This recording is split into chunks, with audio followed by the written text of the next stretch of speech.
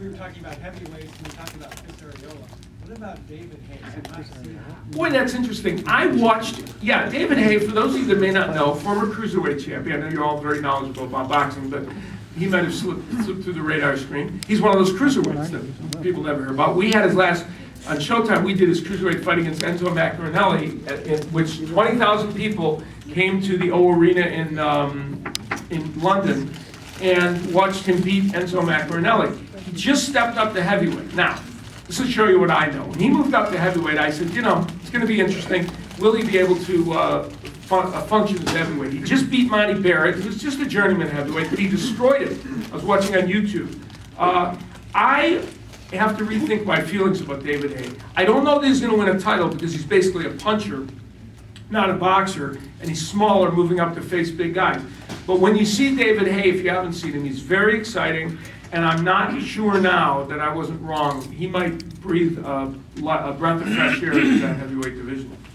Last question, guys. One more. Let's go. I was just going to ask for your comments on what happened in Beijing, and are we going to? Is that sort of the future of what we should expect? Well, you know, obviously a very bad time in terms of wins and losses for U.S. amateur boxing. I have a different take on amateur boxing, and it might sound bizarre. I've been criticized for it before. I actually don't care whether we ever win an Olympic medal or don't win an Olympic medal, except for this. Winning Olympic medals fuels interest in the amateur program and helps them raise money. So toward that end, yes. Amateur boxing is about saving kids' lives. Amateur boxing, and I've seen it on many levels, amateur boxing is about giving kids a chance to focus on something and do something really well. So the amateur boxing program's success, I measure on how many youngsters, both boys and girls now, from the ages of 12 to 25, that it helps make their life something meaningful. However, your question's a fair question, because winning in those Olympics fuels interest and money for the amateur boxing program. I fear that may be closer to the norm than 7 or 8 medals used to be. You know, we slowly declined. When I did the Olympics in '92 and '96, I saw a decline in major medals. Although in 1996 we had 6 bronze medals, which we would this year have thought was a huge success. I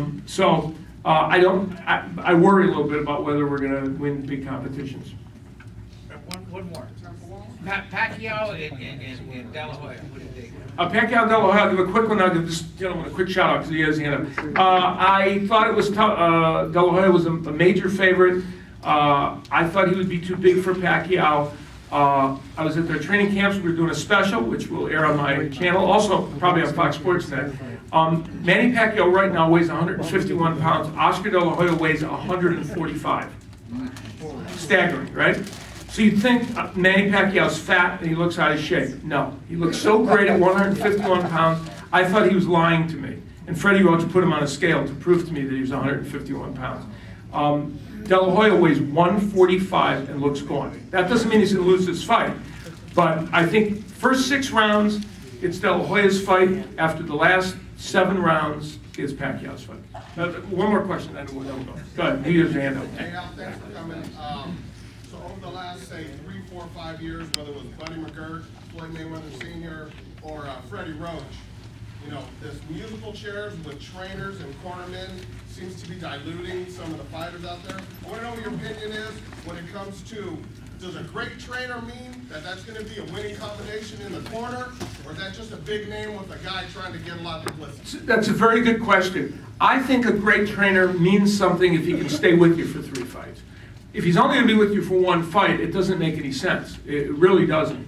And obviously, you know, number of fighters.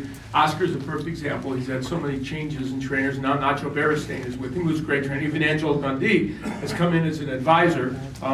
If they could get Gil Clancy, he'd probably be there as an advisor. Oh, wait, he did that already once with Illinois. Oh, wait, he did that. Yeah, it's a very valid question. You know what?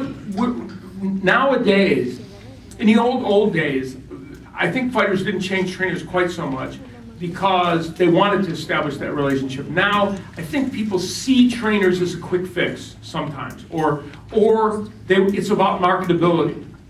It could be about a lot of different things, but there certainly is more changes. Yeah. Okay.